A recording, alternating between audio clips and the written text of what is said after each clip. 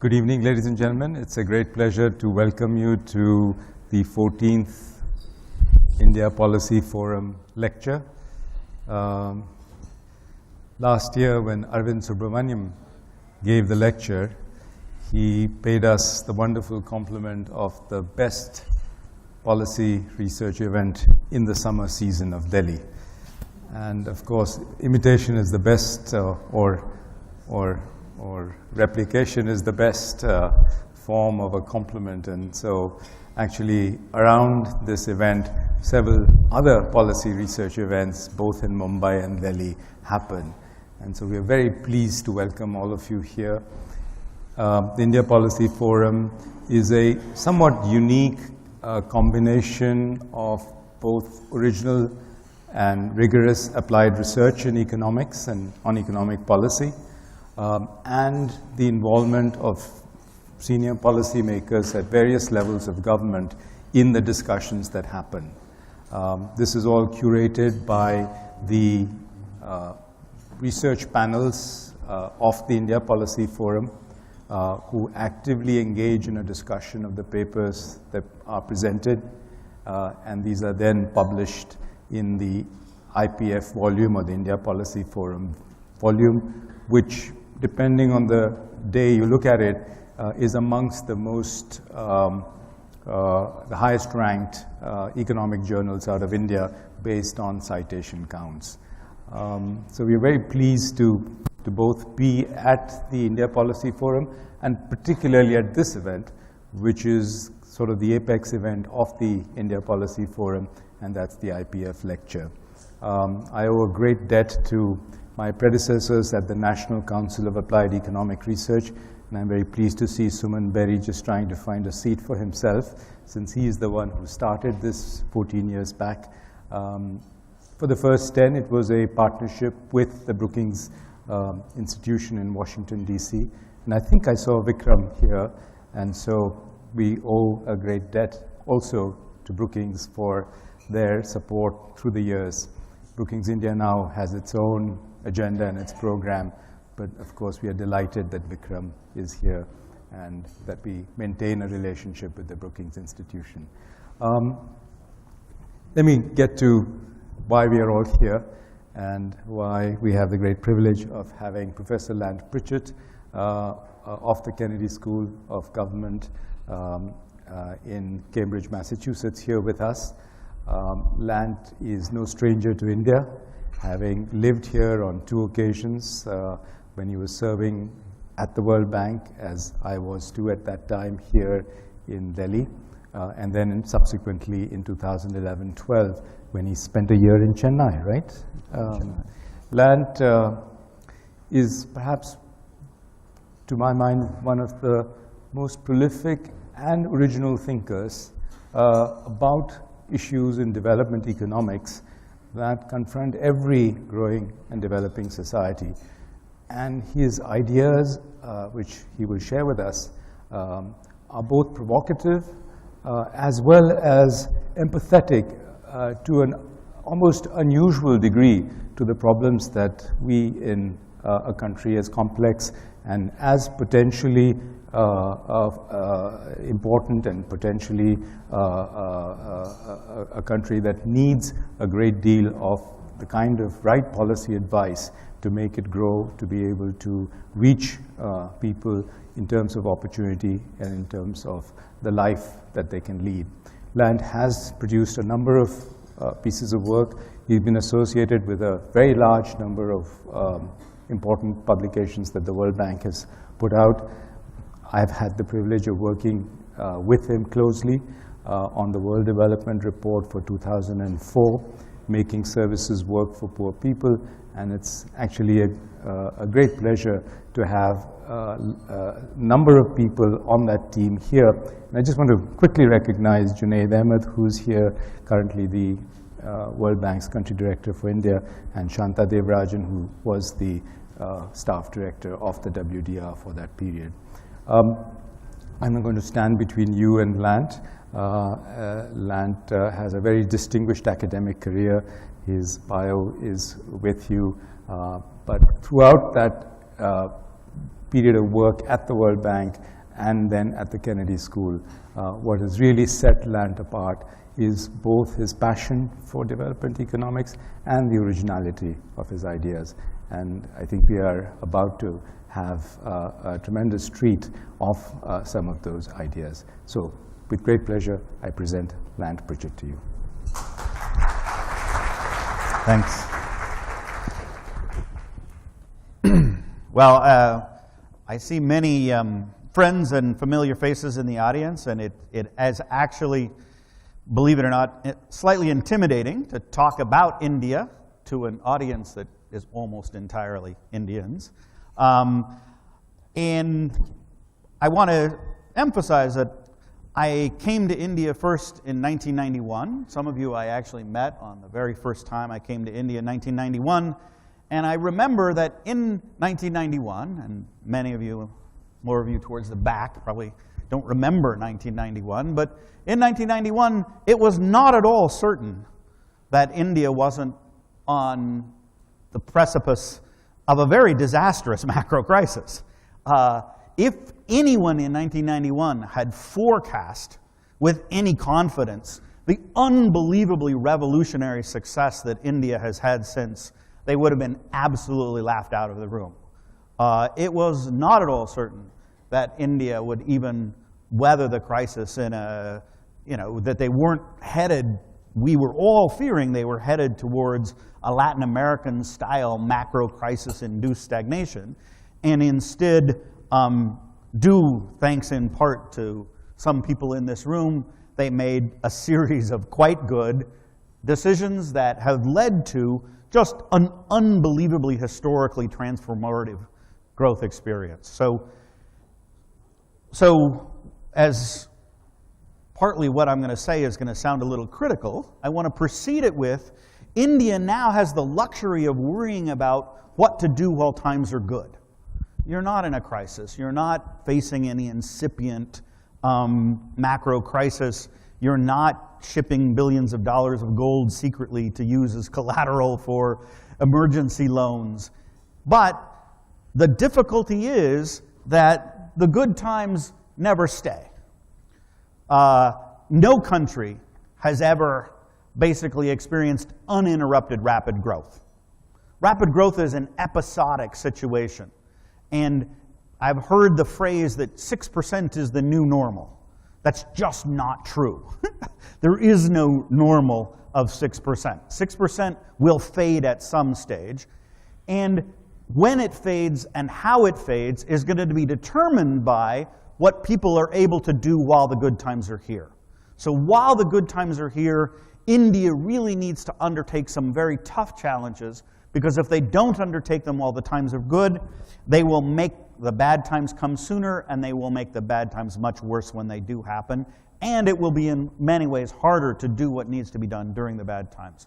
So I want to talk about one of the core things that India needs to do while times are good is improve state capability for policy implementation.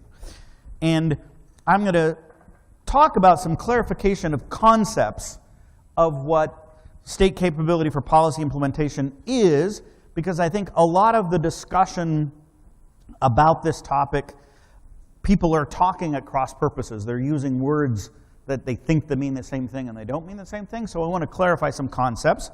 Then I want to talk about types of capability, because again, I think a lot of the reforms that are aimed and claimed to be about state capacity aren't necessarily well matched to the capability challenges India actually has.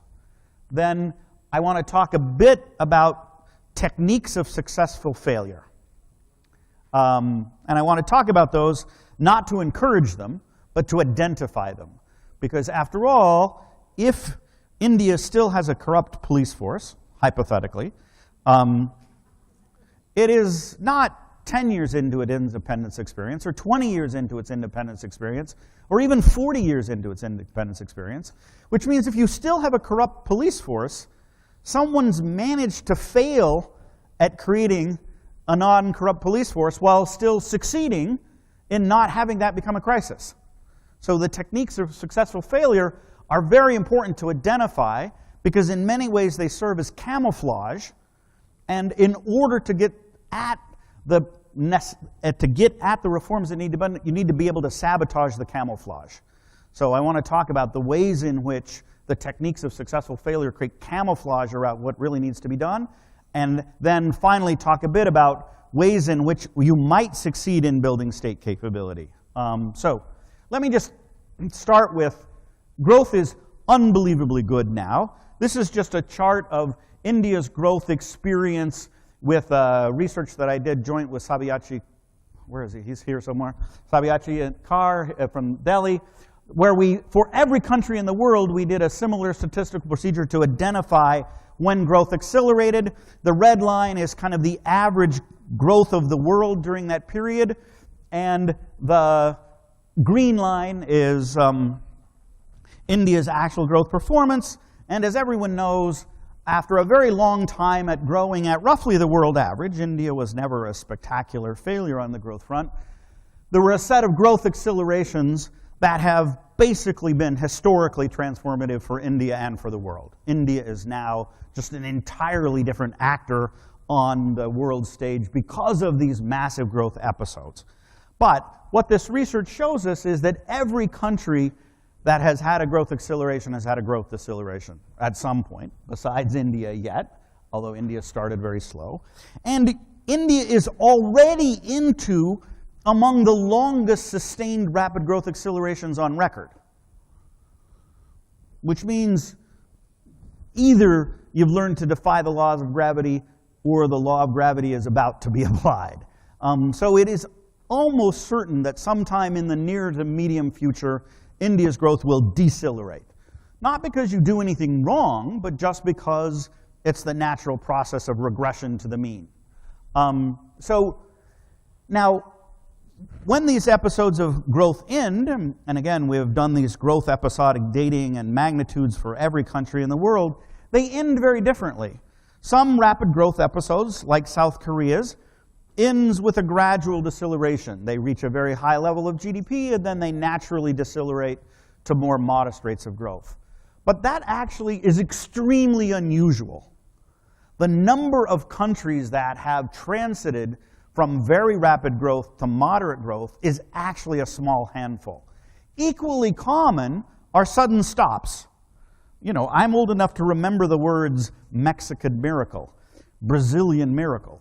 All of these countries had miraculous growth rates for almost the same amount of period that India has had them, not quite as long, and then sudden stops. Growth in Brazil was 6%, and it was 6%, and then it was 0. And it wasn't 0 for 3 years, it was 0 for 22 years of 0. Just sudden stop, and they could never get the magic back. Even worse, there are countries where it had extended periods of growth, and then it leads to a downward spiral. The growth actually wasn't built on the basis of, in some sense, deeply legitimized institutions and politics. And once the downward spiral started, it's unbelievable, but in the 1975, people were migrating from Spain to Venezuela because wages were higher in Venezuela, and today Venezuela is in need of humanitarian assistance for food, whereas Spain continues to be Spain. Some lead to big crises that bounce back. Some lead to an extended crisis. You know, Iran, prior to the revolution, had a very extended, quite rapid growth, followed by one of the most extended downward spirals similarly. So the long-run prosperity is not created just by an episode of rapid growth. It's created by being able to avoid an episode of rapid growth being followed by long-term stagnation, disastrous downward spirals, or extended crises. So I think India today needs to be focused on, are we building the robust capabilities that we will need to sustain our growth, keep it going longer, and that can avoid a sudden stop, sudden crisis. So now, if we look at India's growth performance, we say, wow, this is terrific, this is transformative, this is poverty reducing, this is terrific, I'm all for it. But in the connection with writing this book that I'm drawing most of this material from, we did an index of state capability, which was kind of a combination of, can the state provide services to its population? Is rule of law enforced? What's the bureaucratic capability? What's the rankings of government effectiveness? And on these rankings, India is actually above average. You know, some of you might think that that's a bad rating. Some of you might be very surprised that India's state capability is above average. But it's also, when we classify countries by high to low, and then whether over the years 1996 to 2012, this index of capability was growing or shrinking, India was slightly above average in the same class as Brazil or China or Mexico in terms of or Egypt, which are countries that have decent capability of their states. No one is suggesting that India belongs in these lower categories of weak or very weak capability, but over this period, the trend was actually negative. There was not very negative, losing a little bit, but it was negative. So if you said, is the dynamic of state capability in India today a growing, thriving dynamic, or is it stagnation? It's almost certainly stagnation for a very extended period, right? And I know, because people will say, because Rakesh Mohan roughly said this earlier today, so I know people will say it, but hey, we're having all this growth. Well, you actually can't make that argument very convincingly, because if you look at the data, good institutions are associated with high income, but good institutions or improvements in institutions are not commonly associated with growth. Over the periods over which growth episodes happen, you can actually have a lot of growth without having any improvement. So this is the scatter plot of all countries on the world, where this is the change in this is the change in, say, the control of corruption, just taking one of the many, many indices of state capability, and this is the growth rate. There's just no medium-term connection. So many countries in the world have, in fact, had extended periods of growth, and all the available indicators of state capability are uncorrelated with that. In fact, this, you can't see it, so I can tell you whatever I want, but it's actually true. That country is China. It's had spectacularly high growth, but in terms of people's perception of China's ability to control corruption, it's gotten worse, not better. So there is no reason to believe that just because India is on a growth trajectory, there's any natural, inevitable dynamic for improving state capability. In fact, it can sometimes be the opposite, that the economic configuration actually creates pressures that deteriorate key government capabilities. So in the good times, I think India needs to act with more urgency about its state capability for three reasons. One, to keep the good times rolling. India has had growth off a basis of accumulated governance and institutions that it had, but in order to move into the ever more sophisticated challenges of the future, you're going to need a more sophisticated state, capable of producing better education, capable of producing more sophisticated policy responses. Second, you're going to need capability to cope with the slowdowns that will come, and to prevent that slowdown from becoming an extended growth trap or even a catastrophe. So now I want to say, well, okay, what is this state capability you're talking about, and what does it matter? And I want to start by giving you might seem a slightly facetious example, but I want to start by saying, if you look at outcomes across the world, one can make the case that policy doesn't matter. And that might seem shocking from someone who comes from a school of public policy where we give a degree in public policy, and to an audience that's all concerned with public policy. But let me give you an example of what I mean. So some colleagues of mine at Harvard thought, well, we want to measure the capability of governments to do specific things, so but we want an area where every country in the world has the same policy. So all of the difference isn't the policy they've adopted, but it's their implementation of the policy. Well, every country in the world is actually a participant in exactly the same policy with respect to foreign mail. Because they cooperate with foreign mail, they all have the policy that if we get misaddressed foreign mail, we return it to the sending country within 30 days. Every country has exactly the same policy. So they just mailed 10 letters to countries around the world and saw, do they come back? Is the policy implemented? And basically, the range of variation in the world is 0 to 1. In some of the countries, none of the letters came back, and in some of the countries, every letter came back. So we had full range of the possible outcomes of the policy with exactly the same policy. So all of the variation is implementation, right? And these lowest 25, there were 25 countries where none of the letters came back. You know, they mailed letters to Somalia, which, again, slightly facetious, if not dangerous. I would be nervous about mailing a letter with my return address to Somalia. No good thing should be expected to come back, but otherwise, otherwise serious countries like Tanzania, Egypt, Russia, no letters came back. So the implementation explains 100% of the variation. And this is true in more serious ways. Some research recently I did with a co-author.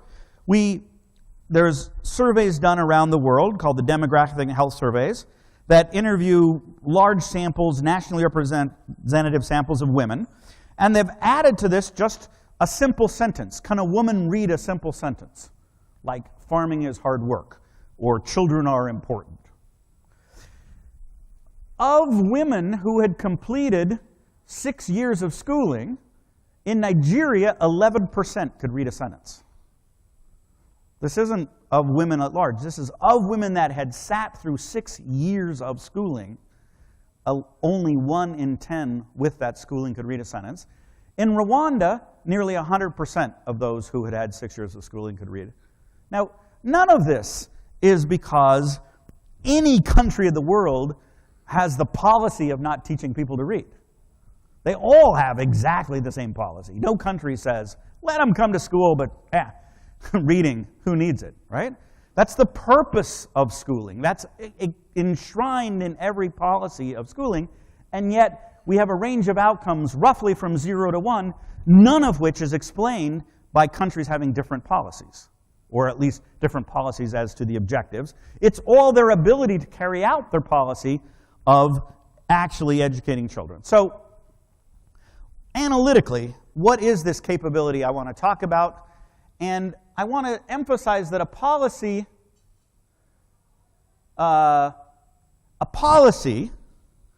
is a mapping for an agent from facts to actions. If you think abstractly, and I know this is abstract, but I think we want to start with abstract to clarify concepts. A policy says, if this happens, then that. A fire insurance policy that you buy says, if your house burns down, we will pay you this amount of money. So it's a fact-contingent action by an agent. So a policy says, if a sales tax policy, to choose an example that we'll get into maybe, a sales tax policy says 8% sales tax. What does that mean? Well, there's a fact about the world, which is, what were your sales? And then that authorizes an agent of the state to undertake an action, which is to collect 8% of that sales as revenue to the government. But every policy is a mapping from facts to action. And state capability is the ability of organizations to induce their agents to undertake those fact-contingent actions that further the public policy objective of an organization. This is my definition of what an organization's capability of. It's, can you make the agents correctly ascertain the facts and then correctly act with respect to those facts in ways that advances the public purpose of the organization? So now, this could go wrong in 2 ways. And I want to emphasize there's 2 conceptually distinct phases of that. One is the determination of what the administrative fact is. And you notice that I say administrative fact, and it's in quotes, because the only thing that's relevant is the administrative fact, but the administrative fact and the fact can diverge completely, as we will see several times in examples I will give. And then secondly is act in accordance with those facts. So if you can get your agents of your organization to do those two things, then your organization can act and accomplish its purposes. But either of those or both can fail. So let me just give an example from recent work by an ex-bank colleague of mine, Jishnu Das, which he wrote together with his mother, Veena Das, which only increased my appreciation of Jishnu. I think anybody that can write an academic paper with their mother, I just have a hard time seeing how that collaboration works out. But Mom, I really think we should use this procedure. But the research out of that collaboration was very interesting because they sent mystery shoppers to a collection of people pretending or acting as if they had certain symptoms to a variety of healthcare providers in rural Madhya Pradesh. And what they found was that the absolute worst care you could get was in a public health clinic with an MBBS doctor. And the best care you could get in rural Madhya Pradesh was those exact same doctors in their private practices. So, this reveals two things. One is it reveals that if you can't get your agents to do what they're supposed to do, you don't have any capability. There was no effective health services being provided because the organization couldn't induce the doctors to correctly diagnose and treat simple conditions that patients were presenting with. And the second thing it reveals is that the capability of the organization depends on the resources the agents can deploy. It depends on what we call the technical capacity of the agents. That is, the agents actually have to know how to ascertain the facts. There's expertise that needs to be deployed that's embedded in individuals. But even if individuals have technical capacity, the motivation of the agents to do what they know how to do is also an important, being embedded in an organization that augments your capabilities is important. And you can, in fact, embed agents who have the technical capacity but don't exercise it in the organizational structures.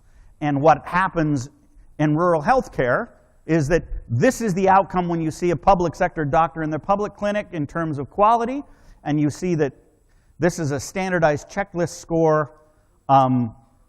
This is much less than what the private sector will do for you, but what those same public sector doctors do in their private practices is actually substantially better care than the typical private provider. So, and I show this slide. This slide was in one of the papers, presented at the conference about environmental regulation. And what this paper illustrated was that the problem with environmental regulation wasn't the policy, it was they had completely lost control of the facts. What were the administrative relevant facts for the purpose of regulating these polluters was what they were reporting through pollution audits. So everyone just hired an auditor, who they controlled, to report just below the legal threshold.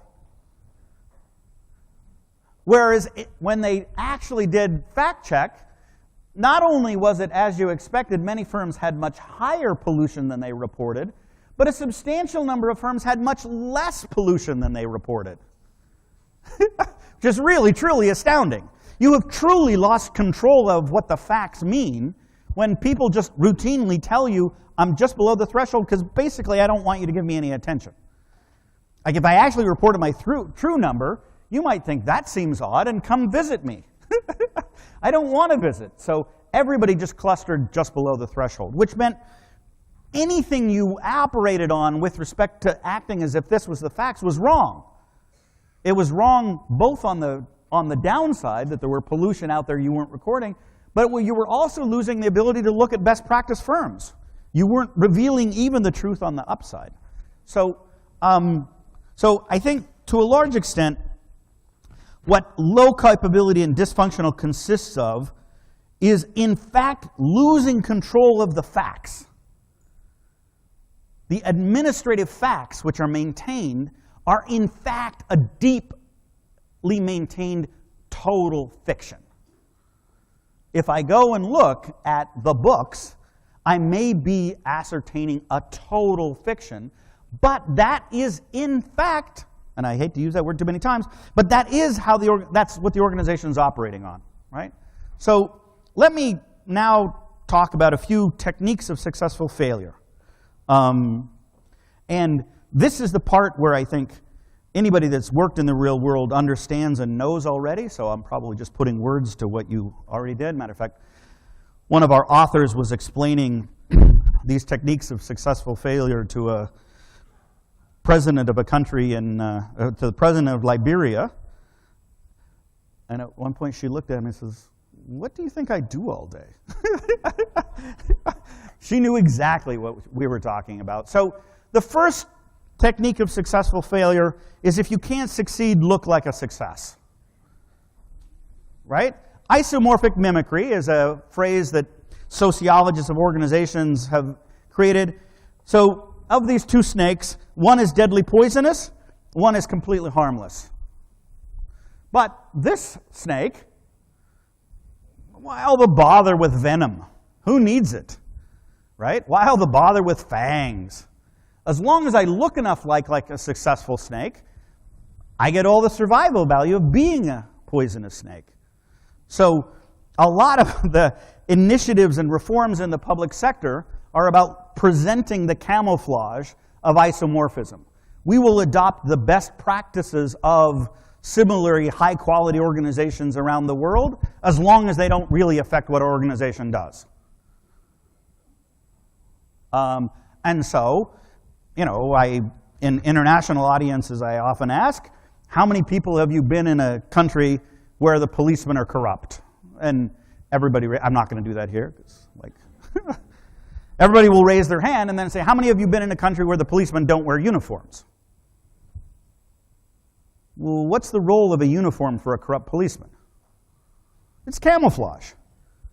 They look like a police force. They gain legitimacy and authority of being the police by looking like how a police force looks like, independently of their true functionality. So isomorphic mimicry, and the danger is, isomorphic mimicry is sustained when this snake is embedded in an ecosystem that can't tell the difference.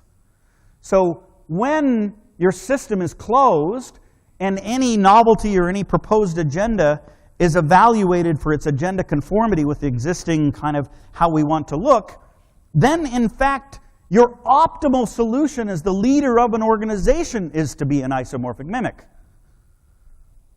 You know, when I teach my students at Harvard, I said, if you're in this ecosystem and you get a job in an organization and you decide you're going to change the organization to produce demonstrated success, you will get fired. Soon. And not with like great letters of recommendation later either. You'll be fired because you really didn't understand what was promoting the long-term survival value of the organization, which was to look like a successful organization.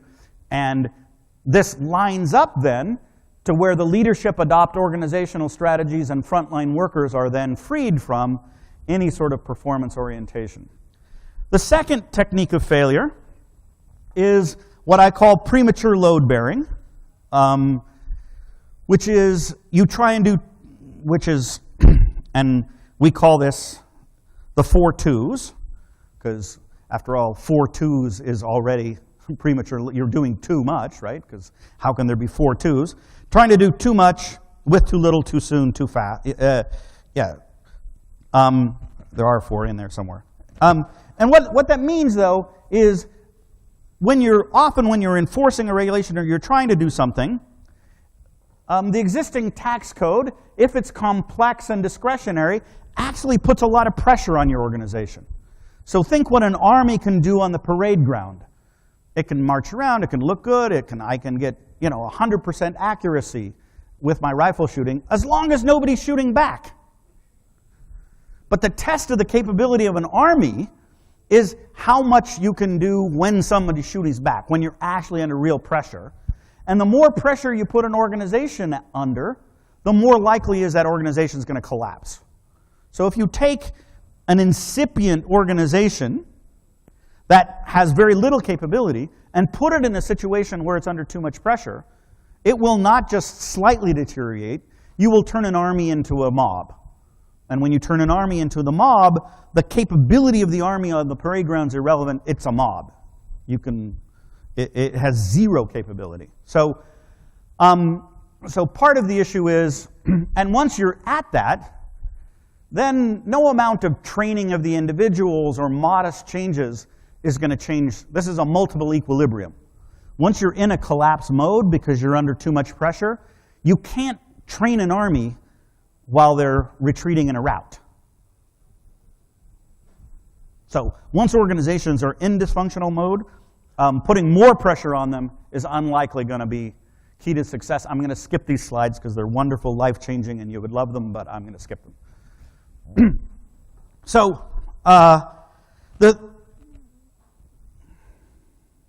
now I'm going slightly, so those are the two key, there's a third failure thing, but I'm skipping it.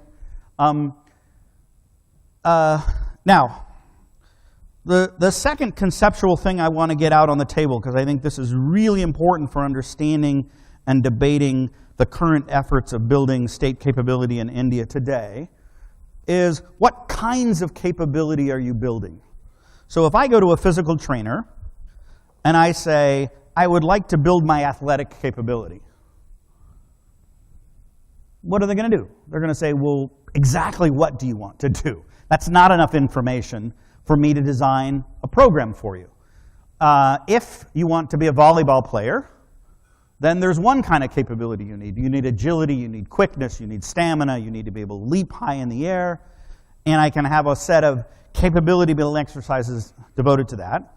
But if you just want to be a weightlifter, then power, strength, maximum one lift peaks are all you need. And I would devise, both would be building your athletic capability, but in completely different ways. So we have developed 4 analytical questions that you need to ask in order to decide what kind of capability your organization needs. And you ask yourself, what do my agents need to do? And how many, so first of all, is my activity transaction intensive? If I want to run monetary policy of a central bank, I need a few dozen well-trained economists. If I want to educate children in primary education, I need millions of teachers to show up and do their job every day. So it's much more transaction intensive. That's the first analytical distinction for capability of an organization, is how many people am I going to have to get acting on a regular basis. The second is what the agents need to do what we call locally discretionary? Does it require the agents to undertake and operate on fine-grained distinctions that are difficult for others to observe? So policing is always locally discretionary. What the police do hour to hour is often resolve disputes. And they often resolve disputes without very close attention to the law. The law is always this distant backdrop to the day-to-day transactional nature of being a policeman. Or, and just to make, in healthcare, for instance, some things are transaction-intensive and discretionary, some things are transaction-intensive and not discretionary. So vaccinations require lots of people to be involved, but what each person does is very scriptable. You grab a short human being and you stick them with a needle, kind of. That's what I understand of it. Doctors probably have a more sophisticated understanding. But it's simple. The mapping is every child needs to be vaccinated. Whereas with ambulatory curative care, when I pitch up to a doctor because I say, oh, it really hurts when I do this. There's no standard treatment yet. They have to determine, why does it hurt when I do that? Or why do I think it hurts when I do that? And that's locally discretionary. It involves the doctor going through a set of diagnostic things that are specific and contextual, right? And not easy for me to know whether he's done the right thing or the wrong thing, because that's why he's a doctor. He has expertise that I need to draw on. The third is whether it's a service or an imposition of an obligation. So governments do two very different things. Sometimes in the point of contact, the person wants it, and sometimes they don't. So by and large, when a kid shows up to school, hopefully they want to learn. By and large, most of the people a policeman is interacting with don't really, in the point of contact, want the service the policeman has to offer. And then finally, is what you're doing based on a known technology? Is there a well-established handbook of what has to be done? And based on these questions, we create 5 different types of capability that you would need in an organization. Some kinds of organizations are not transaction intensive, but do require local discretion, and that's what we call policy making. You know, you can formulate the design of a policy with very few people. Or elite services, you can run the Indian Space Agency. Spectacular example. You know, India can send a rocket to Mars, right? So India is able to create the capability, but it's a very narrow capability. It's an elite sort of capability with very few people, right? So then the second is what we call logistics, which is transactional and discretionary, but doesn't require local discretion, and it's based on a known technology. This is vaccinations. This is lots of the routine services that the government provides. This is, you know, railway tickets. This is anything in which there's an easy script that has to be followed and should be followed and can be followed. Then you just need logistical capability. You need lots of people, but you don't actually need them or want them to exercise discretion. But then there's implementation-intensive service delivery. You need lots of people exercising their local discretion in positive ways day to day based on known technologies.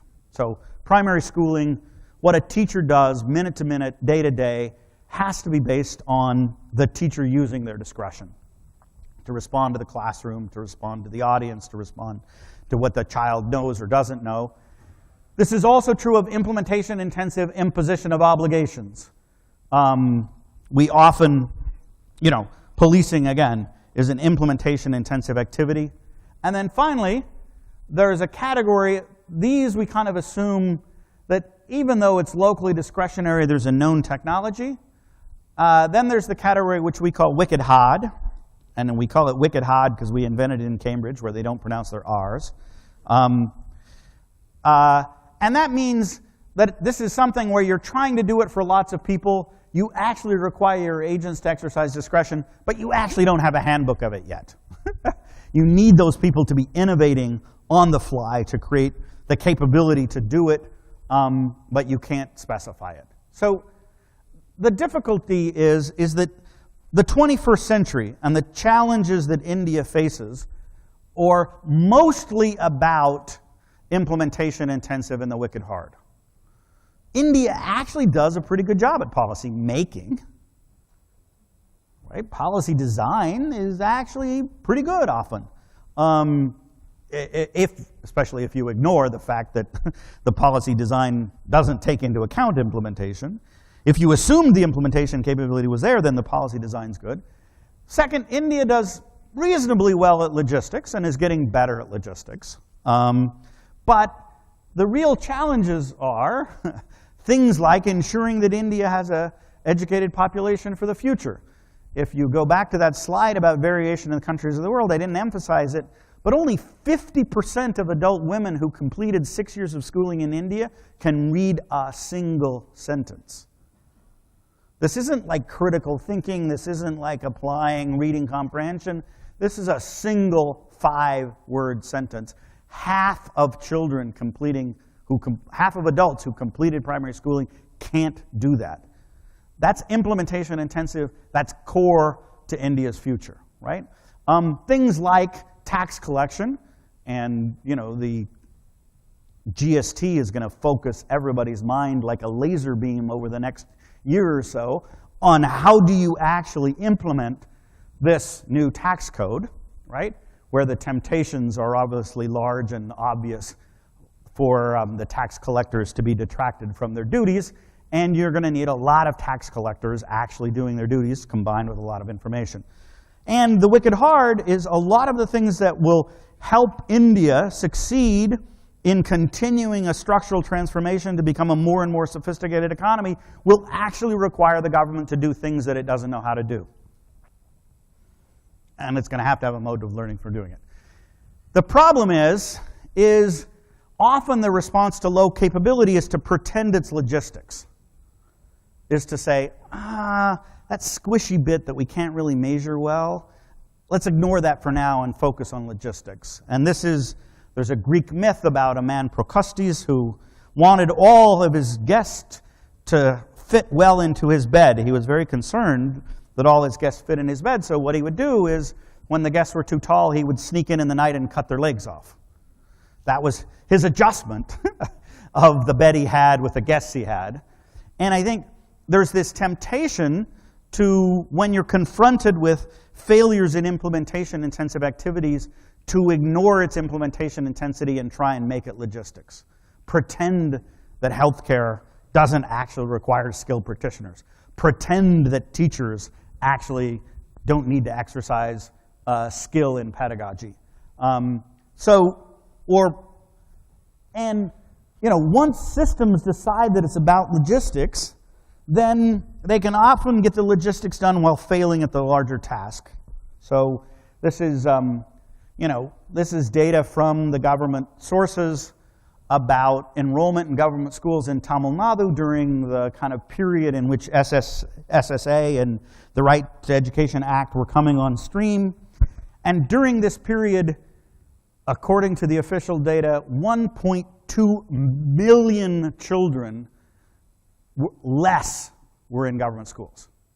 Enrollment in government schools fell by 1 million students. This isn't relative fall. This is absolutely fewer children. 900,000 more were in private schools. So there was just a massive shift, while at the same time the government was perfectly complying with all its logistical targets. All the targets for more girls' toilets, all the targets for lower pupil-teacher ratios. Of course, it's easy to get a lower pupil-teacher ratio when your pupils flee. Lower pupil-teacher ratios, 50% more schools with a girls' toilet, 20% more schools. So again, you turned the problem of improving the quality of education into a logistical problem, and you solved the logistical problem and this is ASER data, which the government may or may not want to believe. This is their data. While according to the ASER data, the fraction of kids in grade 5 that could do 2 digits of subtraction was going down consistently over time, in spite of the logistical success. So the capabilities of the future cannot be reduced to logistics. It needs capabilities in education, health, policing, livelihood, sanitation. These are not logistical tasks. And 20 years of trying to make them, sanitation, I'm pointing at Junaid for good reasons, not bad. 20 years of attempting to turn sanitation into a logistical task have led to, all kinds of repeated failures with more and more intensive logistical attempts because they haven't acknowledged the true nature of the capability it requires. India needs capabilities in intensive implementation of obligations. It needs better environmental regulation. It needs to be able to collect the GST that's now been passed. It needs accelerated and more reliable modes of dispute resolution. It needs more reliable land use allocations. None of those are purely logistical tasks. And it also needs capability in the wicked hard space. Sustaining a modern economy, competing in a complex world, the government is going to be needed to be responsive to the needs of the private sector in ways that are unpredictable and require the government to be flexible. So just in case you haven't understood what I've said, I'll say it more bluntly, more controversially, more clearly. ICT is not the key to capabilities in India. Just isn't. It's going to help India do what's logistical better, faster, easier, but it's not the problem. You know, everything in the world that is Moore's law amenable. Moore's law is the law that, you know, computing capabilities double every 2 years. Because of Moore's law, computing power is 10 billion-fold higher than when I was born. Which means anything that actually is highly dependent on computing power is wildly better. But it also means that anything that hasn't gotten better yet almost certainly isn't Moore's law amenable. So, and I've used this analogy once before, and I'm going to try it one more time, but like unambiguously, no, I'm not going to use this example.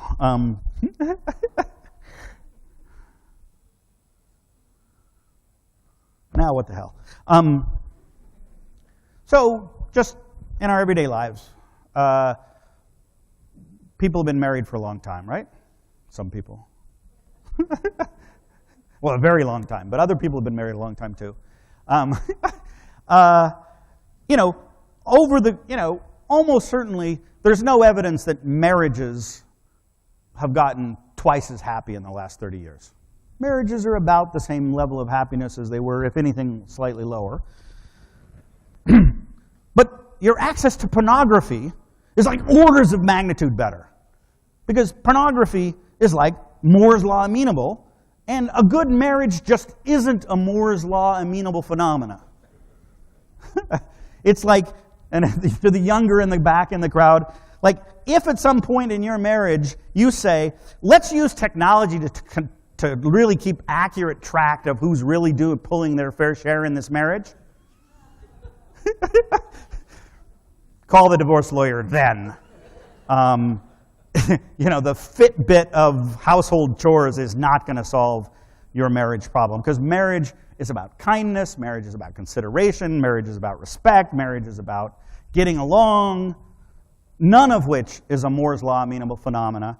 And in the same way, many of the 21st challenges that governments face are not Moore's law amenable challenges. You're not going to solve them with more precise bits and bytes about what's going on. And this extends, I'm going to be slightly more controversial. Okay. Or you keep, and this includes the notion that transparency is the solution to everything. The way transparency is sometimes used, it's as if the world is naturally transparent and there's some shroud over it, and if we just pull off the shroud, we will see things in their clear reality. That's not the way the world is. The world is unbelievably complex, and the reason there's lawyers, there is at least one lawyer here, right? Where is he? Unless he came and gave me his card and left. But the reason there's lawyers is ascertaining what the facts are is often very hard, even among people of goodwill. And there are disputes about what the world looks like, even when everybody has access to all the same relevant bits and bytes of information. So the idea that we're going to get transparent and therefore everyone is going to be able to participate in decision-making is just not true. There is expertise. And what expertise means is that some people see the world clearer and differently than other people, even with the same information. And the use of expertise is what it takes to have organizational capability. And transparency is a feature that makes logistics better. But it won't improve policymaking. It won't improve many of the implementation-intensive things. So now I'm going to talk a little bit about how you might go about effectively building state capability. And these are inferential principles of action that we have inferred from looking at success cases and failure cases.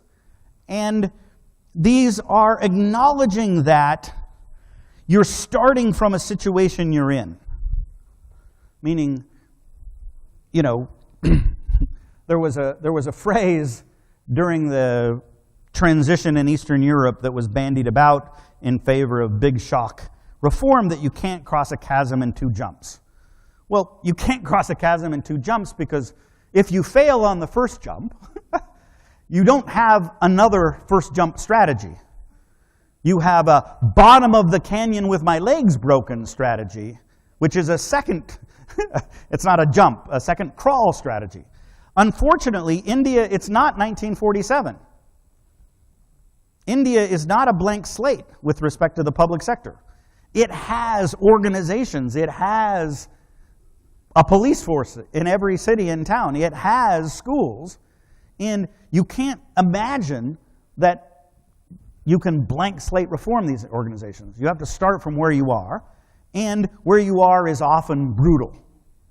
And you have to have a strategy for building state capability that is a map from where you are to where you want to be, not from where you wish you were to where you want to be, which a fair amount of public sector reform is of the type, you know, assume that you're where you wished you were be or almost there, and then I can tell you how to get, I can tell you, you know, I can tell you how to get, you know, to the Copacabana from Rio. But if you're not in Rio, that doesn't do you any good, right? So, now, and I say this because one of the things we've learned from doing kind of, and I shouldn't say we, but they have been done rigorous experimentation about how to prove things in India is that it's hard to improve things in India, that the status quo pushes back. So, you know, they did a randomized experiment to try and get the police to be nicer to people, and one of the ideas they had was to change the way police were scheduled in order to see in their treatment versus control randomized experiment whether that changed how police were did. But what they found was that the police just wouldn't do it, in spite of the fact that the experiment was being implemented by the head of the police. The Indian police service officer who had full legal authority over these people's action told them to do this, and as you see, the project stopped functioning over 18 months. So for a few months they pretended to do it, and then they just stopped doing it. So when you said, does this make things better? The answer is, well, we can't make them do this, so we don't know. So they have essentially lost control of the organization in a deep and important way, such it was on these dimensions unreformable at that stage, and with those techniques. Another experiment was done with Sewa Mandir in Rajasthan, together with J. Powell researchers from MIT, and they designed a program to improve the attendance of auxiliary nurse midwives, and it was the best designed thing I've ever seen. It was just unbelievably cool. Bells, whistles, it was just great. It was exactly what any of us in this room, had we devoted all of our intellectual attentions to it, would have done. And what it happened is that during the course of this field experiment to motivate these auxiliary nurse midwives, absence went down. So in the treatment group versus a control group that were subject to this whiz-bang reform effort that was going to motivate them to show up by keeping track and docking their pay if they didn't show up, absence went down. The only problem was presence went down too. And you might think, if you were bureaucratically unsophisticated, those were the only 2 options. You're either present or you're absent. But no, you were, by the administrative fact, you weren't absent. But by the physical fact, you weren't present because you were exempt from duty. So fiction replaced fact. 50% on any given day were exempt from duty. So you put pressure on the system to make it better, and it made the system worse because actual presence went down from an unbelievably low baseline of only 45% present, 30% were present. And yet, when you went back to the government and said, we want to talk about your absenteeism problem, you know what they said? Our absences are below 10%. We're best practice. Right? You had eliminated absence according to the administrative fact. So you no longer had a pressure point. They could show you the records that showed we don't have an absence problem. Now, they had a massive exemptions problem, but again, you're all sophisticated enough who was making money off that. So, and I'm just going to give you one more example because I'm just being brutal today. You notice how I started off really nice, right? You probably liked me some time ago, but This was an attempt to use ICT as the solution to low attendance of people at primary healthcare clinics in Karnataka. And you can sort of tell by the titles of these papers what their outcomes were. This paper is titled, "Deal with the Devil." How did that experiment go for you? Not very well. So here's what happened, here's the treatment effect on attendance. They actually didn't get doctors to show up any more than they were before, not surprisingly, but they did get nurses to show up. But since this was just logistical control on their attendance with biometrics, that actually pissed them off. So the perception of patients on staff availability went down, even though they were there more often, because they were just even ruder. Patients' knowledge of their own entitlements to care, their perception of staff quality all went down, which meant the use of the PHC went down.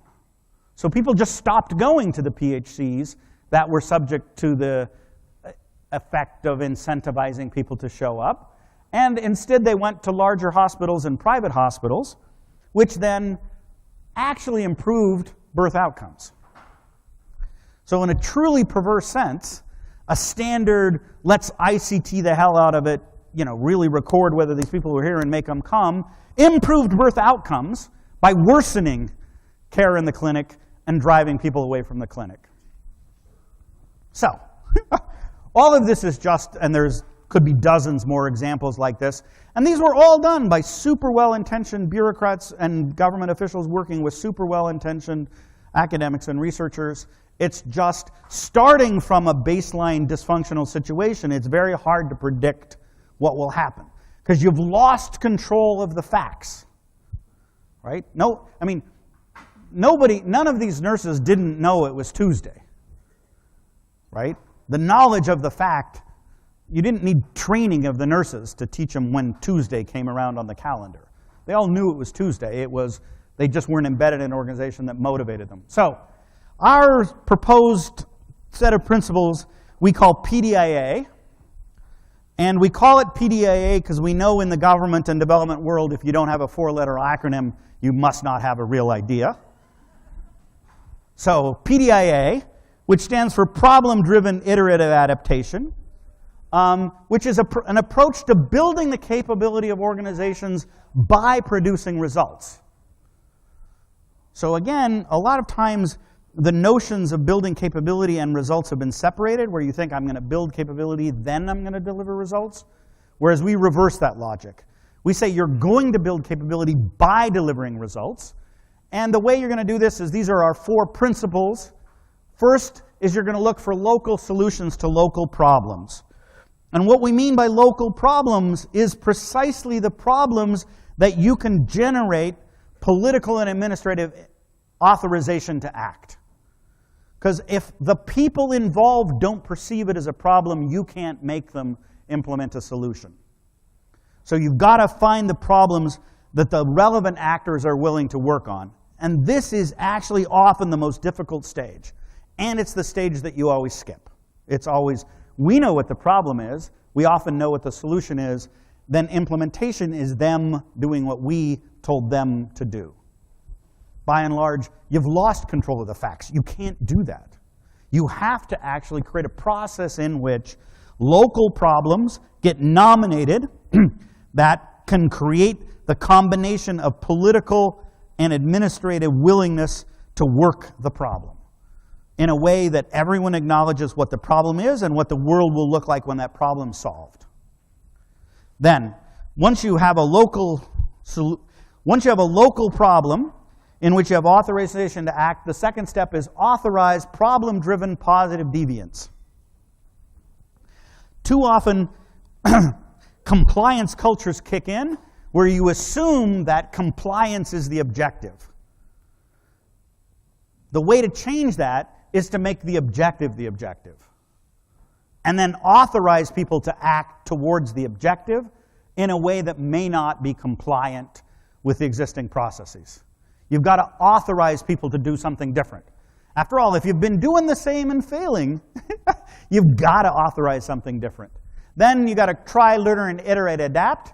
You've got to allow people the flexibility to move around what we call the design space, and then finally you should expect to scale your success and scale your learning through diffusion. That is, if you've lost control of norms, the way to reestablish norms is have people voluntarily adopt. And the way people voluntarily adopt is they look at people like themselves that are doing better and being better and say, I want to be like that, rather than imagine that scaling is going to be a top-down process exclusively. So there are some, how am I doing on time? No, really, what time is it? Oh, okay. So I'm going to skip through some slides very fast because we want to have time for Q&A, right? No, that's fine. No, but I would prefer Q&A. So you want what do good problems look like?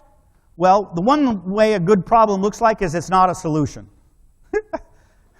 Meaning, often there are some students of mine in the audience, and they often come and say, oh, I want to work on this. And I say, if you can't tell me 3 different ways of solving the problem, you've nominated a solution.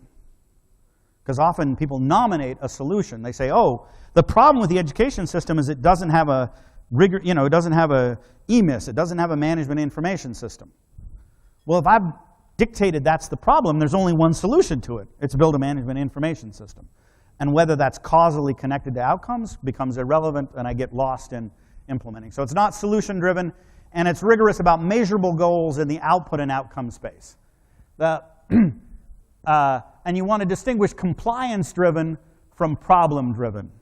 So one of the examples we use in the book is a Brazilian regulatory authority of workplace safety had been going and giving the same infractions to the same firms for years, and finally somebody said, how about we actually go to the firms and say, let's help you reduce workplace accidents.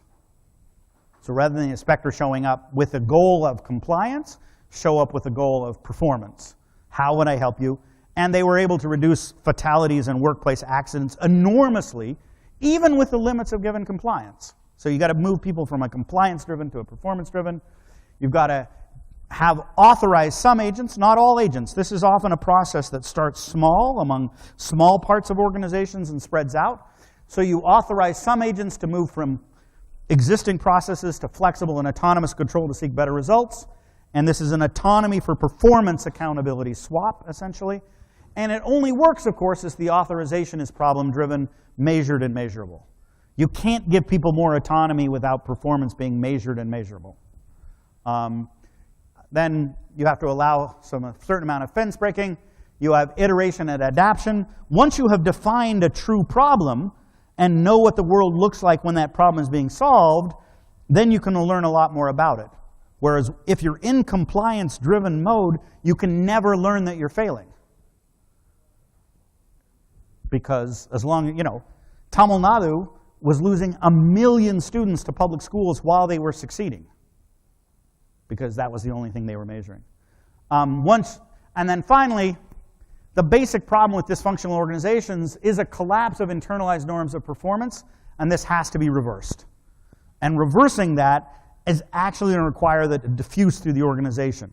I think, again, all of these experiments I show you and many experiments around the world show you can't force people to have different norms.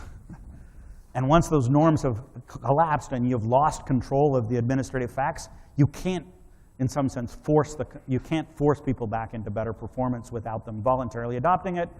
And basically, you can't beat a turtle to move, right? A turtle has survived evolutionarily for hundreds of thousands, if not millions of years, because it's roughly immune to external attack. And I know that nearly everyone's first instinct in coming into contact with many public sector organizations in India is to get the biggest damn stick you can find and wail on it, right? You want to say, we really need to beat up these lazy, no good for nothing, And the problem with beating a turtle is it will pull its head in, it will pull its feet in, it will pull its tail in, and you will get tired of beating it well before it moves anywhere. And you'll go away, and the organization will be unchanged, and you will have corrupt policemen again for another year, and corrupt policemen again for another year, and a corrupt policeman again for another year. So you have to assume that part of the process is getting people in these organizations to work with you and literally stick their necks out, and they're only going to do that if they're not under external threat, if you can work with the inside of the turtle. So, conclude. You've got to make hay while the sun shines. India is in the middle of a historically transformative episode of rapid growth. It needs to build the capabilities for the future while times are good, but this isn't or was not happening. I mean, and while logistics are going to be made better with ICT, that's a very limited set of what the governments of the future need to do, which means you need to focus on capability for implementation-intensive tasks, and building implementation-intensive capability from the inside of dysfunctional organizations requires a radically different strategy than most of what has yet been adopted. Thank you very much.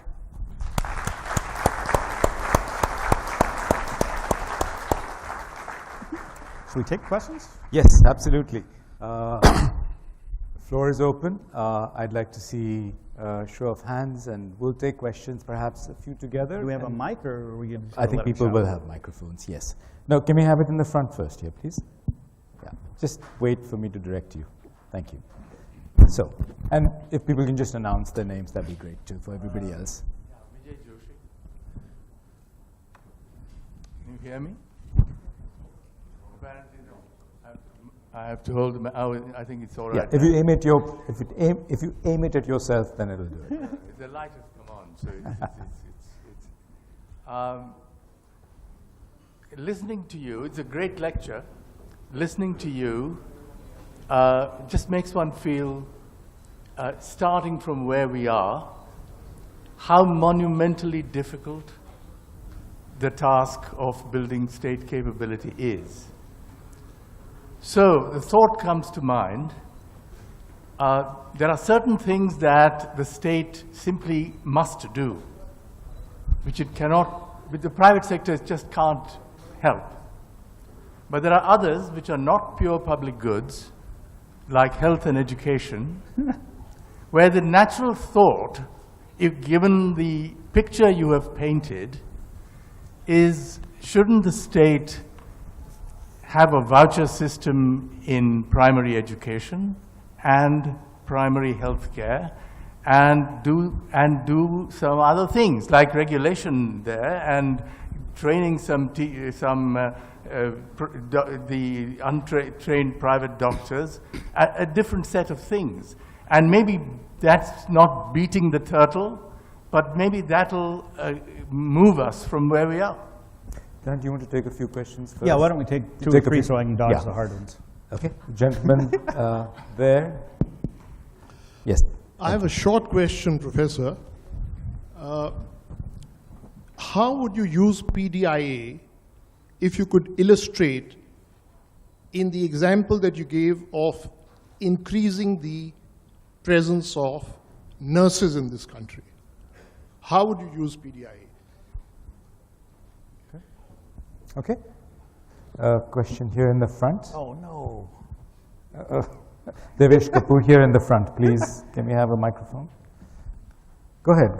Give it to him, please. Thank you. Coming from behind you. Oh, behind you. Lant, how does one get sort of intrinsic motivation for employees, like for public sector employees? Where does that really come from? We'll take three at a time. Yeah, three is good. Oh, okay. So first, I am an economist. I love the market. I mean, I just don't like the market. I love the market in ways that my wife and others find odd. That said, I think that while our public sector, public good, private good distinction is useful for economists, there are certain responsibilities that government have, and those include education and health. Just no government in the world walks away from the task of basic education. That said, if you pursued the principles of PDIA, you could both build the capability to have a productive private sector and build the public sector simultaneously. And I think for political purposes, that's the only way it's going to happen. So I am, many of the steps that it would take to define performance, to have measurements of performance, to unleash autonomy and accountability, are actually good for both the public and the private sector in education, for instance. And so I don't see any necessary contradiction. And I've heard many people in India say, oh, just walk away from the public sector in education. It's falling apart anyway. I just don't think it's politically feasible, and I don't think anyone would, and I don't think it would be politically feasible. I think it would be irresponsible. I think you have to do it. The government's going to do it, and so you might as well at least embark on a realistic strategy for doing it. Let me give you an example of, like, very specifically, and this is an example that warms my heart because I went to Indonesia in January, and someone who I had never met, but who had read our book and taken our online course, came to me with this example, and she said she was in charge of nurses in Indonesia, and they were worried that maternal mortality hadn't been declining in her district. So she basically said, look, we've got all these protocols, but something about these protocols either isn't being implemented or they're wrong. So they initiated what we call a root cause analysis, which we didn't invent, of, well, okay, let's just trace what happened with each maternal death. Like, let's do a case review of it, and then let's try to do the things that look like they would have helped avoid the maternal deaths that we actually had. So she got all the nurses in the district together, they reviewed the case analysis, they agreed amongst themselves on here were the new protocols they were going to establish that looked like they would have avoided this very specific maternal mortality instances they had. They did that for 3 months, they got back together, they did another review of the instances of maternal mortality or near maternal mortality they had faced, saw whether those protocols were working, they identified some new things they had to do. So again, instead of being worried about budgets and inputs, they actually identified the problem, and it was one of the many problems the nurses were facing, but it was the problem they were going to work, and they worked that problem. They then defined what they were going to do, they looked for what do we understand about the causes and effects of it, and then we're going to introduce the flexibility to change the protocols that we're following to address it. So that's just one simple example. Let me give you one more example, which is a colleague of mine who worked on police was working in South Africa, and in South Africa, the police were corrupt, the police were brutal, crime was unbelievably serious social problem, and of crimes, rape was a problem, okay? And you could have said, let's launch police reform, let's attack corruption.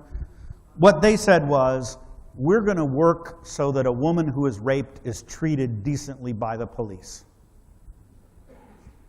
Because oftentimes women just weren't going to the police because they were at least as afraid of the police as they were actually of the having been raped.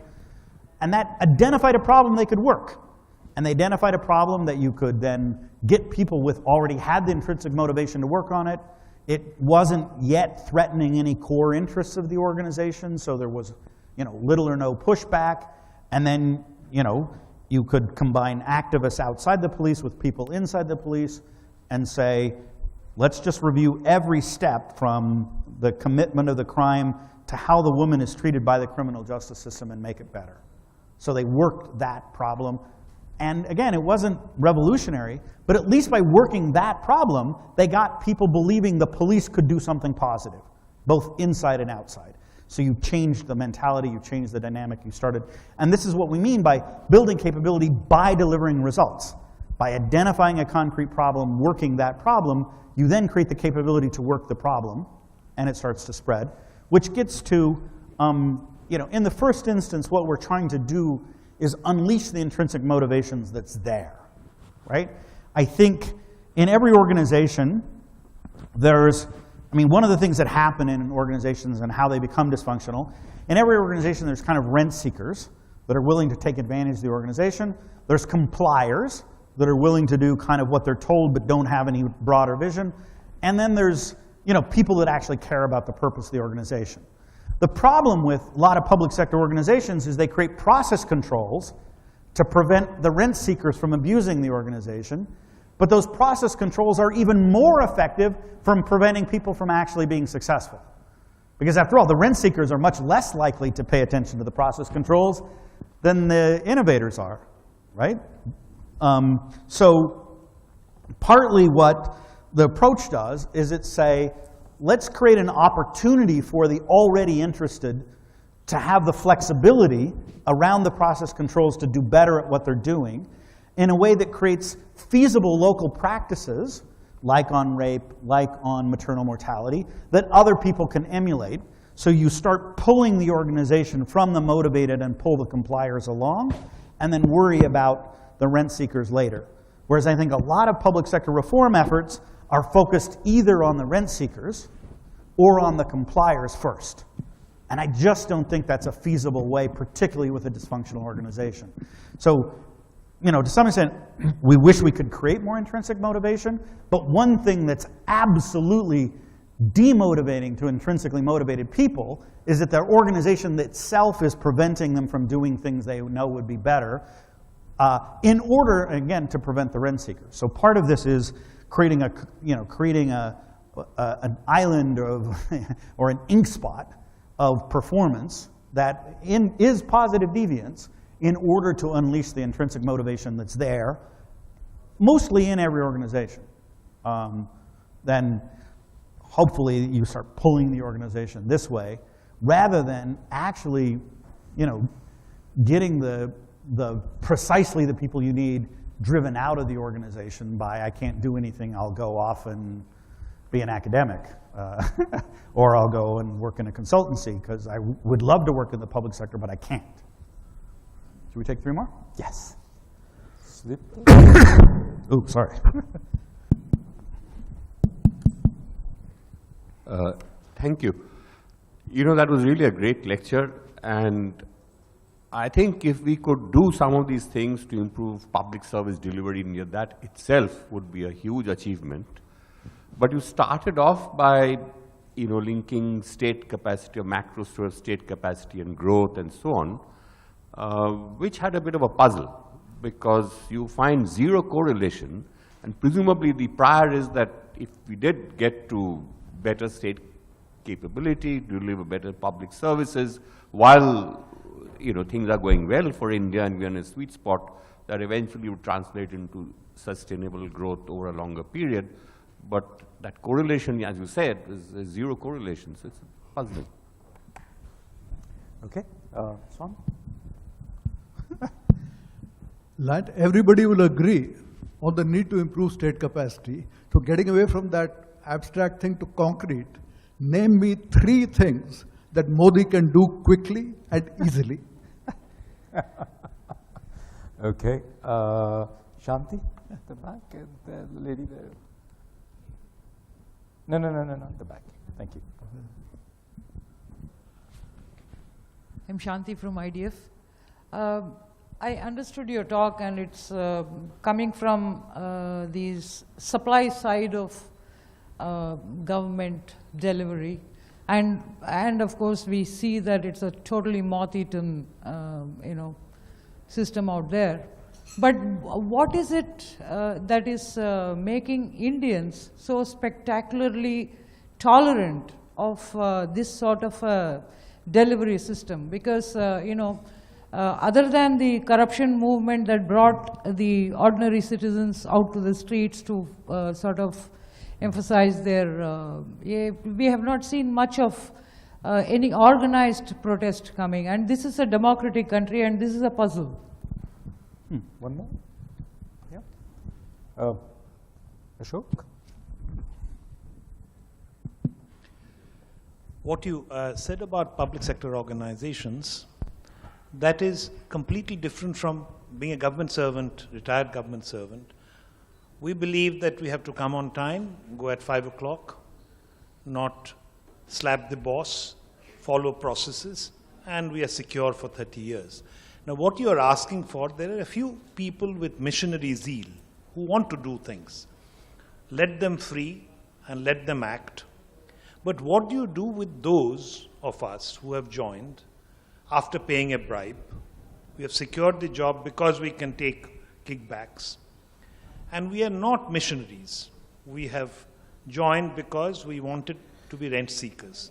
At the end of the day, after you have allowed the missionaries to have their freedom, do you have a residual problem left of the kind of things that Karthik was talking about, the hire and fire? Yeah, do you ultimately have a residual problem that you have to deal with by due processes? Stop here. I have quite a few people still, so Okay. depends on how your energy level is. Yeah, geez. So first is, I think, I'm an economist. I love growth. I promote growth. But what we really want is growth in human well-being. And frankly, what's going on with a lot of the growth is, in order for people to sustain their well-being, they're having to spend public dollars and private dollars. And that means the growth is translating into less human well-being. So if you look at the expansion of private sector schools and say, oh, look, we got 6% growth, but people are taking the money from their higher productivity and their higher wages and then having to pay it for a private version when they're also paying taxes for the public version at a much more expensive rate. So human well-being is going up less in India than it could. So before, growth in GDP is fine, but people are paying for private doctors. People are paying for private security firms. After all, one of the largest employers in India is security firms. So because of you need a private substitute, your net well-being increase, anyone who's worked with an expenditure function will see mathematically what I'm saying. And for those of you who don't, just think about it. You're spending money for security guards, you're spending money for private hospitals and private insurance, you're spending money for private schools, all of which you're paying taxes for. If those public services worked, your well-being with 6% growth would be growing at 6%. Instead, your income's growing at 6% and your well-being's growing at 3%. So even if it doesn't accelerate growth to 9%, what we as economists really care about is human well-being, and human well-being is being detracted by the inability of the public sector to provide these services, which generates growth in the private sector substitutes. But there is no one should be championing that we have this burgeoning, rapidly growing industry of security guards. Like, that's crazy, right? That to celebrate the growth of security guards as a private sector driven thing, and look how flexible and dynamic the private sector is. That's just crazy. And economists might seem crazy, but we're not that crazy. So second, I think 3 things that Modi could do. One, it would be relatively easy to create a race to the top like PDIA version for the additional money that's going to panchayats. Just create some performance grant for panchayats in which panchayats get to define local problems, have flexibility in how they spend the money against which they report, judged on some basis across the participating communities of whether it was well spent, and you unleash the dynamism and innovation of the panchayats. Second, the sanitation campaign. I am sure there's unbelievably easy ways to, again, take a centrally sponsored scheme that's spending billions and billions of rupees and allow it to have more local innovation in it of the PDIA type. And again, it would be consistent with his priorities, and he would say, look, we want to accomplish the sanitation's important. We know that infrastructural approaches are going to fail because they're not really getting at the community motivation, and we're going to build that into this campaign. And third, I would do something about policing. But again, all of which it's unleashing the local potential by taking existing initiatives that are in fact spending lots of central dollars and making them more flexible in a way that makes this possible against performance criteria. And again, it on one level it's the margin, on another level it sends an enormously powerful signal. So it's not as if it's not as if this is airy-fairy, right? I've worked in India a long time.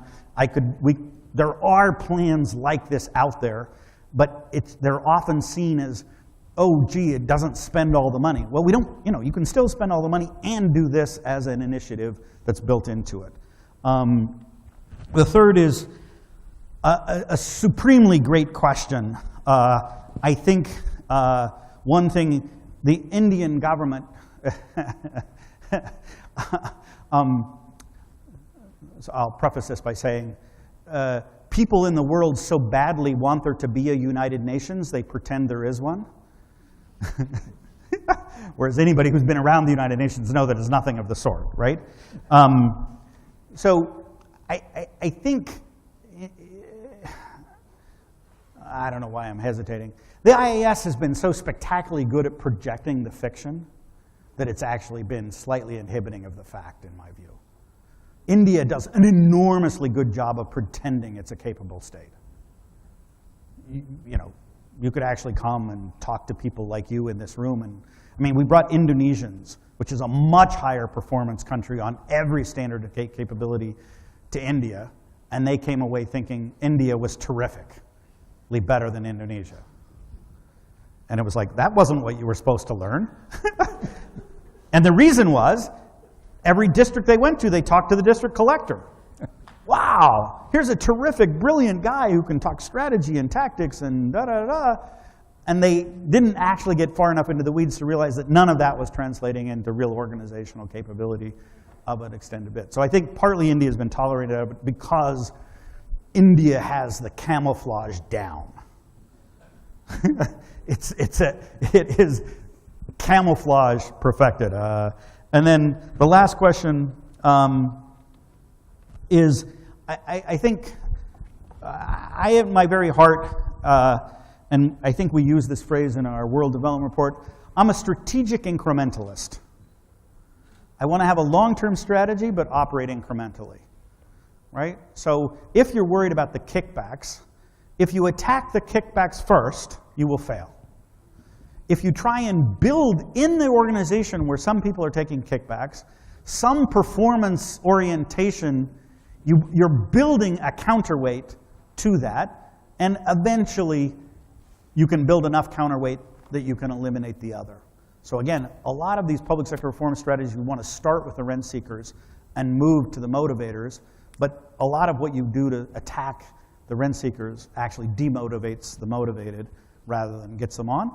And it's sort of like, look, if I'm attacking a powerful kingdom, I don't start by rushing towards its strongest fortress, which is, in fact, the illicit money. I start, on the countryside. And I take over a little bit of the countryside and I run that well. And then people go, hey, that's pretty well run. And then I take over a little more of the countryside and I undermine it from within. So I have to admit, this isn't a big bang strategy for attacking corruption. This is a strategy for creating the momentum by delivering results towards performance orientation inside public sector organizations that can then spread like an ink blot out. But I would never in a million years recommend that one of the things Modi should do is attack kickbacks, because you're going at, you're trying to rip the heart out of the existing system from the start, and then it becomes an existential struggle. And in an existential struggle, you know who's going to win? The police. The politicians, they're going to win. Okay, Anushree Sinha there. Just raise your hand so that they can get the microphone to you. Thank you. Yeah, thank you. I actually would like to, not my usual stunt, but be the devil's advocate and try to say something about the public services. I think we had been, of course, bashing the police and the doctors, and in public also, doctors had been bashed quite a bit in the recent past. Mainly, I think, the public sector doctors. I think we need to look at the population they have to address. For example, a public government doctor will have to attend to so many patients. It's very difficult for them to provide the quality. So there is an issue of resources. Now, that resources issue is definitely a government issue. I mean, how they can raise the resources. But the institutions that's coming out of that, we need to also understand the kind of constraints they have. For example, AIIMS doctors are very good doctors, but they have a lot of, they have to really struggle to attend to one patient in 5 minutes. Now, in terms of police, I think 45,000 police protect the VIPs in Delhi, keeping a very low number per citizen. So that kind of issues are politicizing and resource issue. That's another, just 1 second, on the growth and your anticipation that growth would decelerate naturally.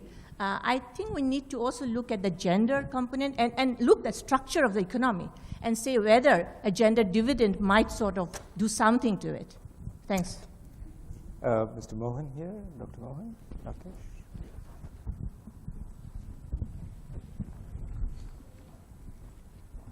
Thank you very much, Lant, for that really absorbing talk.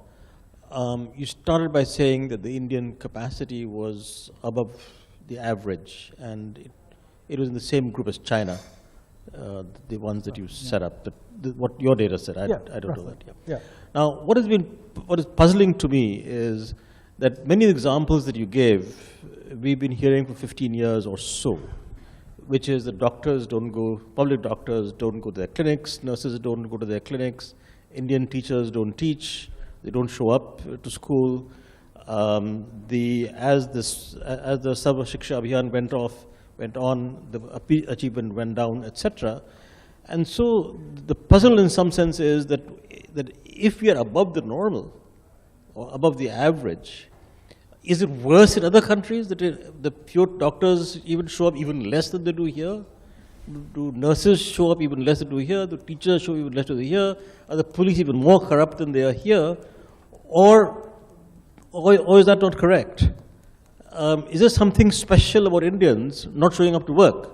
Or this is pretty normal for a country with $1,500 or thereabouts per capita income?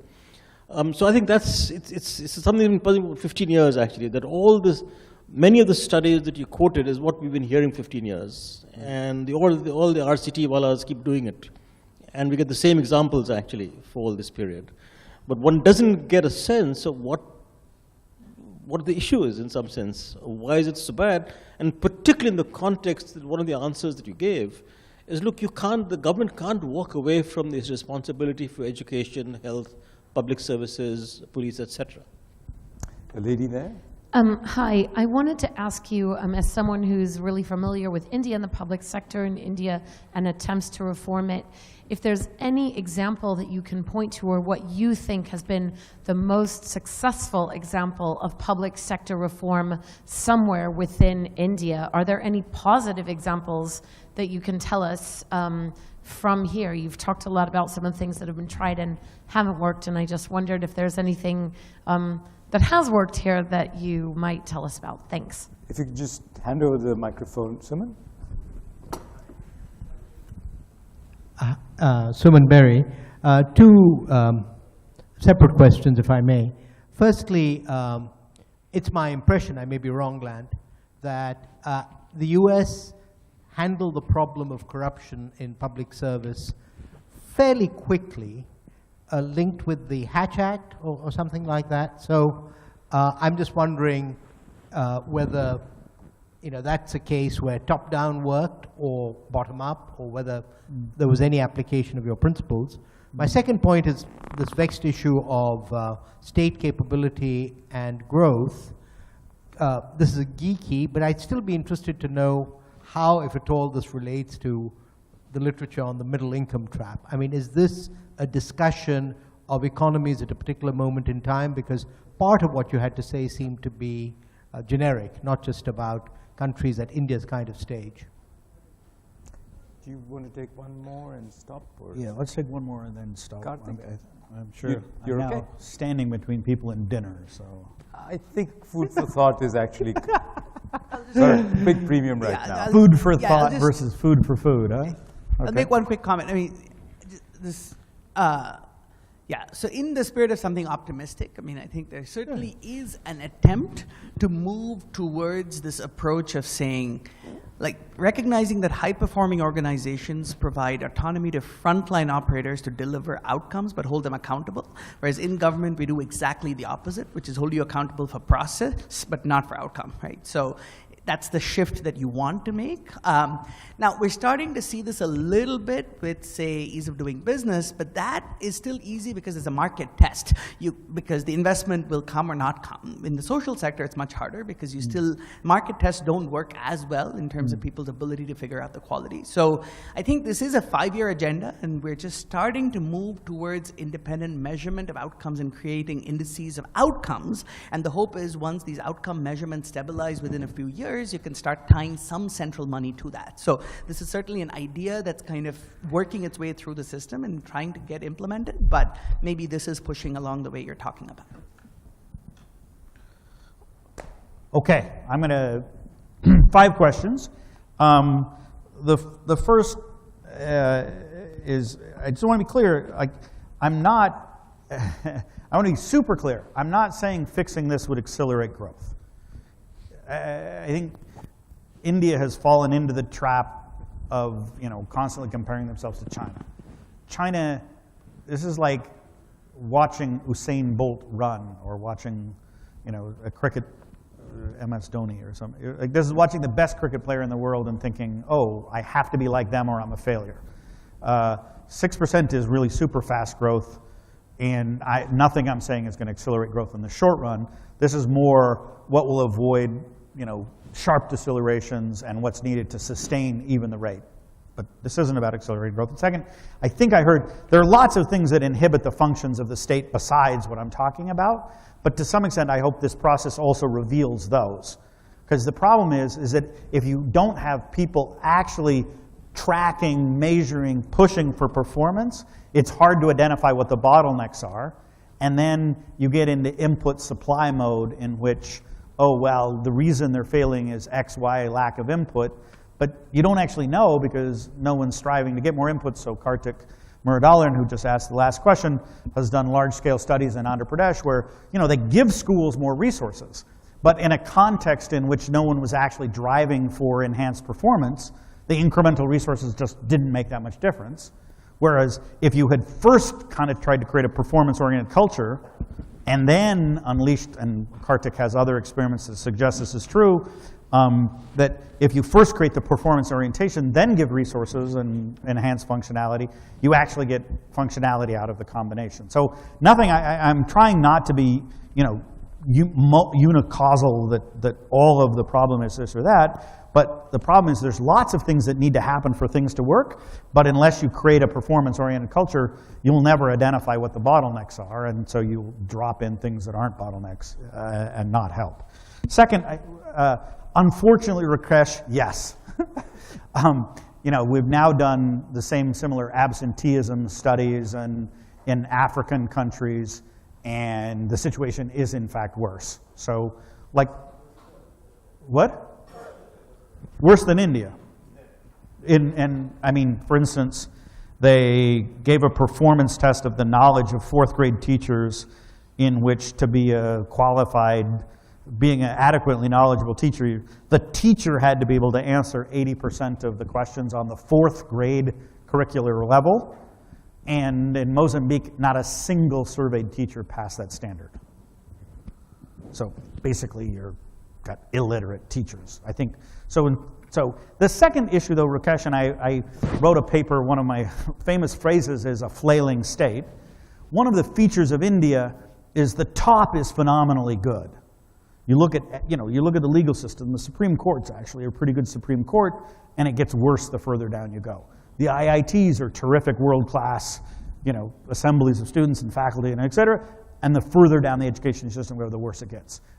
There are elements of the criminal justice system that are like supreme, good, high integrity, really effective. And so I actually think India gets a little bit overrated in these indices because they see the top performing well and don't really fully appreciate the difference between the top and the bottom. But I think India is about average. But this does mean that India is really average. And I'm sure no Indian in the room says, oh, about average among poor countries, that's where we want to be, right? Most people don't like to admit that actually the performance on health has been lagging behind Bangladesh. Like when Bangladesh is your comparator, you really need to up your sights, right? So I think there is a lot to be done, and I think India really is slightly better than, I think there's a variance that India is much better than average at the top, but actually slightly worse than average at the bottom tier of each of these sectors, and I think that kind of washes out and underestimates the extent to which the average citizen is mostly encountering the lowest tier of frontline services. So I think there are lots of successful examples. My colleague from the bank, Vikram Chand, has written a couple of books about successful examples of public sector reform in India. My main concern about a lot of the examples of public sector reform in India is they are effervescent in the sense that if I take a bottle of Coke and I shake it up and then I pull off the top, it will look like this Coke is very dynamic because all these bubbles are flying off and doing a terrific job, but the level of Coke isn't going up.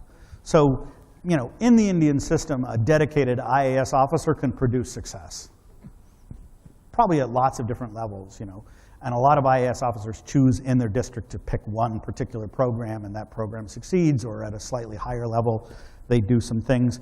But often, since these are leader-driven rather than broad-based reforms, they're effervescent and they don't last. So there's lots of examples. And this is a paradox. You come to India and everybody can point you to 12 successes.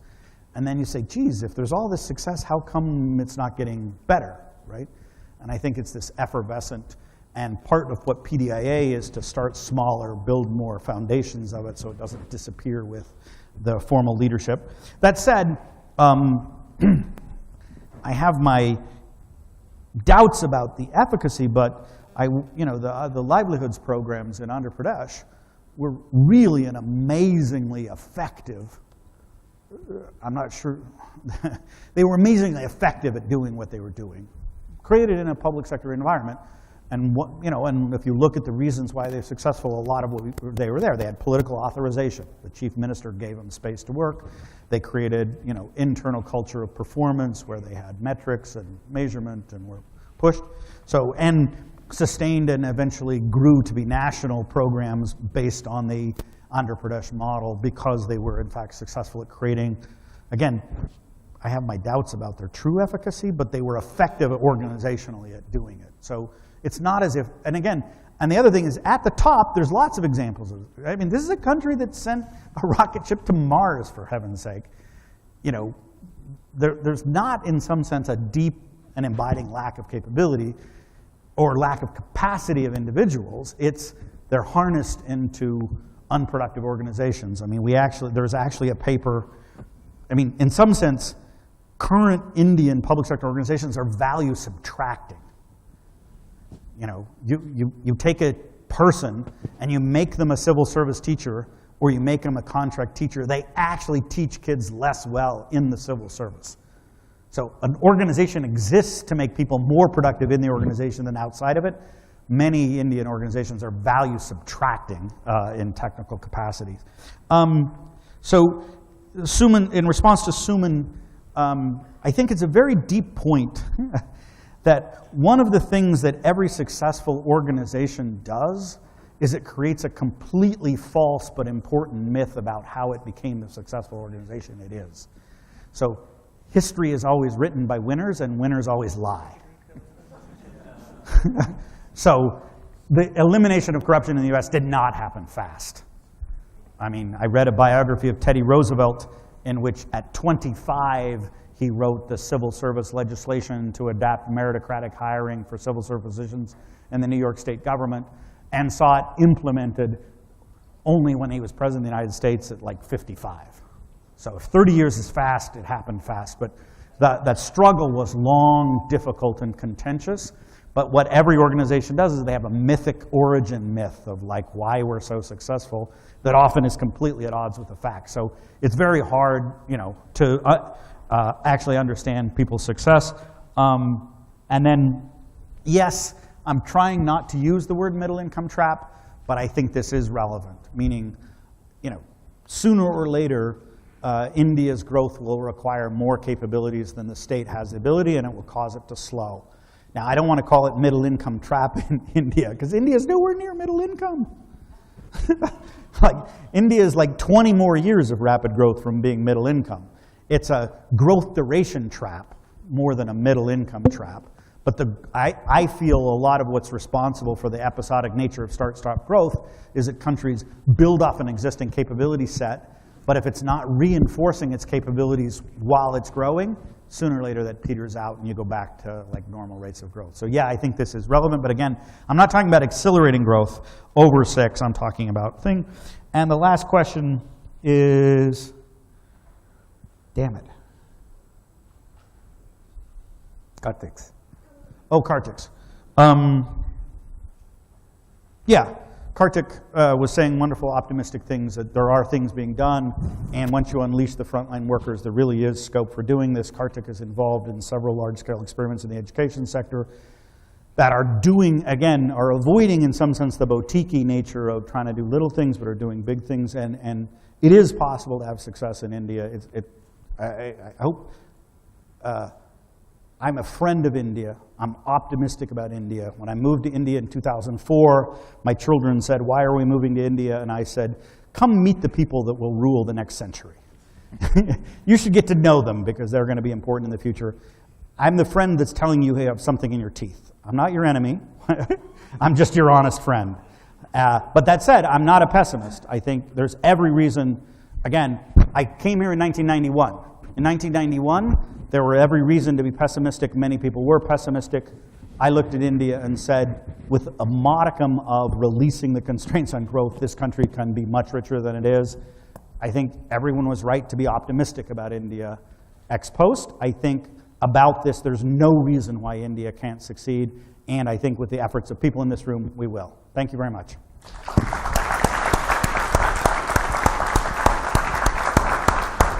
Thank you, Lant. This has been a magnificent evening. Lant Pritchett, Professor of International Development at the Kennedy School of Government, Senior Fellow at the Center for Global Development, long-term friend, and I hope we will have him as a friend in the future. I do want to hold up his book, Building State Capability, Evidence, Analysis, and Action. And the reason why I just have a printout is because thanks to the generosity of the authors and the publishers, this is open access, can be downloaded from the Oxford University Press's website. For free. So I encourage everybody to download it, to use it, to share it, because I think it has tremendous pearls of wisdom, and I hope that Lant continues going from strength to strength. I just want to also say that one of the unique things about Lant is the way he phrases things. And so I'll just give you a sense of that. Getting kinky with chicken. That's, go read that. Go read that. Why are geniuses destroying jobs in Uganda, right? Excuse me, World Bank, this time is the last time, it's first time. So, Lant Pritchett, thank you so much for being with us. Thank you all for being here at the India Policy Forum Annual Lecture. I'm very grateful to the supporters of the India Policy Forum. Their names are on the lead sponsor list. I see several of them here: HDFC, Citibank, Sage, Reliance, and SBI. So again, thank you all for coming. Good evening. Please join us for dinner and conversations with Lant as you eat. Thank you all.